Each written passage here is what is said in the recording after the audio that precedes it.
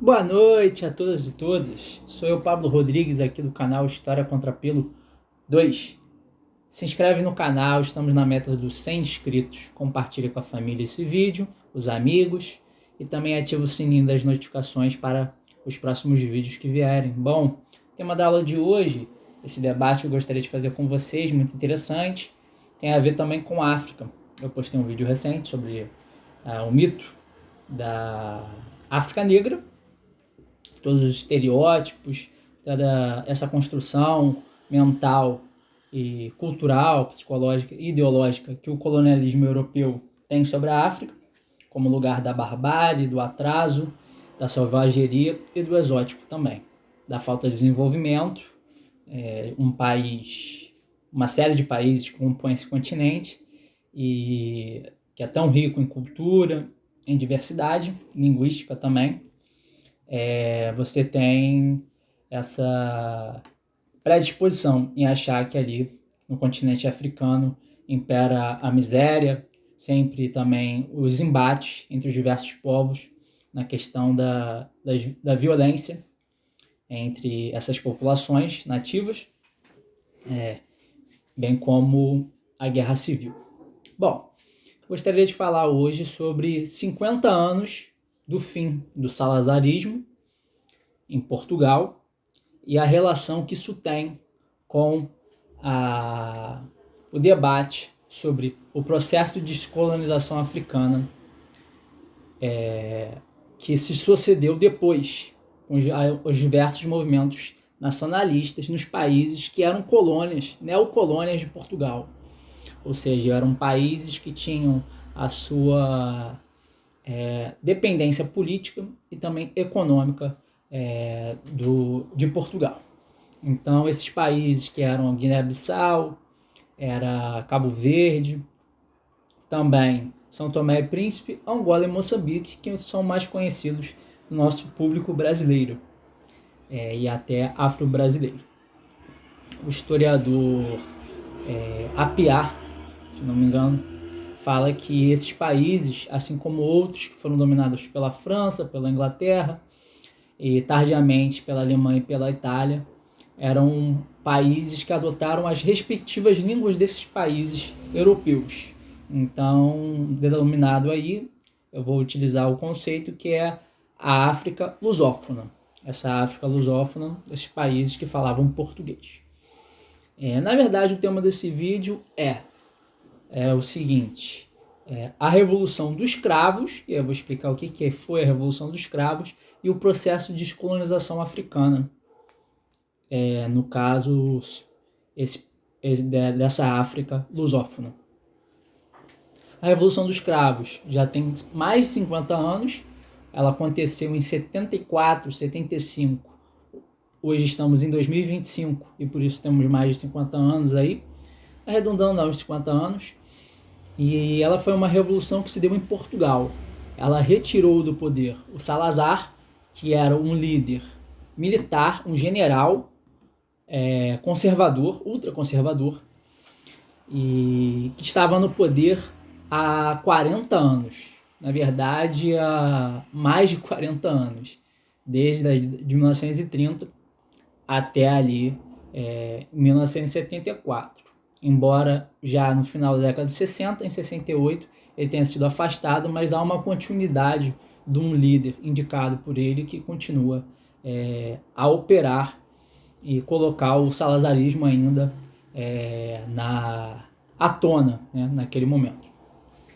Então a Revolução dos Cravos ela é uma revolução que se dá em Portugal na década de 70, ainda estamos na Guerra Fria, onde Estados Unidos e União Soviética estão combatendo frente a frente no campo da política, da economia, das finanças e da ideologia também.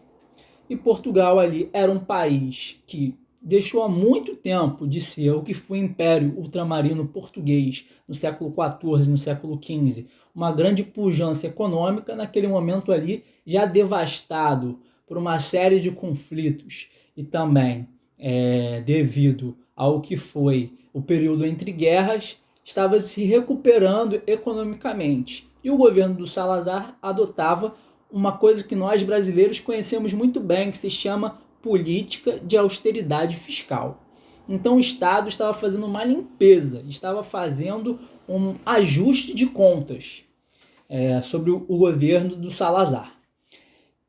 Não gastava muito, né? E como ele era um líder, um general ultraconservador, muito comparado na época a Mussolini e também a Hitler anteriormente, porque, como eu falei, ele começou a governar na década de 30. Então o salazarismo em Portugal, assim como o franquismo, que foi Franco, o líder espanhol, os dois eram comparados ao nazifascismo, cada um com as suas características, mas algumas características em comum. Quais são elas? O autoritarismo, o culto ao líder, o controle das massas operárias, trabalhadoras, sindicatos que eram permitidos em algumas partes. No caso da Alemanha, você tinha um sindicato dos trabalhadores, mas que na sua feição comunista e até anarquista foi perseguido, totalmente perseguido e eliminado as pessoas que faziam parte desses sindicatos. Na Itália também existia um corporativismo sindical e, no caso da Espanha e de Portugal, essa permissão também existia com algumas concessões e com um controle efetivo, rígido, no caso de Portugal, sobre o governo de Salazar. Então, características comuns: o autoritarismo, o culto ao líder, o controle das massas operárias, esse sindicalismo corporativo e também o apoio maciço das camadas conservadoras da sociedade. O slogan do governo do Salazar era Deus, Pátria e Família. Outro slogan bem conhecido nosso, porque na época da ditadura militar, né, a parte da sociedade que apoiou o golpe empresarial militar tinha essa coisa da propriedade, né, da defesa da propriedade privada, da conservação da religião, da importância da religião, da Igreja Católica, sobretudo, naquele período, e o caso ali da família, a família tradicional, pai, mãe, filhos, enfim, esses pilares que faziam parte da sociedade e fazem parte até hoje, né? Então você tem o apoio dessas camadas conservadoras ao governo do Salazar. A Revolução dos Cravos, ela abre um precedente para o processo de descolonização africana desses países que eu já citei: Angola, Moçambique, Guiné-Bissau, entre outros. Por quê? A partir dessa tomada do poder por estratos dentro das Forças Armadas, no caso, um grupo político dentro das Forças Armadas que decidiu tomar o poder e tirar o Salazar e a sua continuidade, se abriu essa possibilidade desses povos fazerem a sua revolução. É claro, cada país respectivo com as suas condições internas, aliados aí a esses fatores externos. Então você tem antes um governo que era liderado por um general neoconservador, ultraconservador, que era o Salazar, uma política de austeridade fiscal, de saneamento das contas públicas, e você passa a ter um governo democrático. A linha cada vez maior é essa de um governo democrático, mas com tendência liberal. Então, se antes você tem uma face mais assim de um Estado mínimo, tentando não fazer um anacronismo, porque o neoliberalismo é do final da década de 80, você tem aí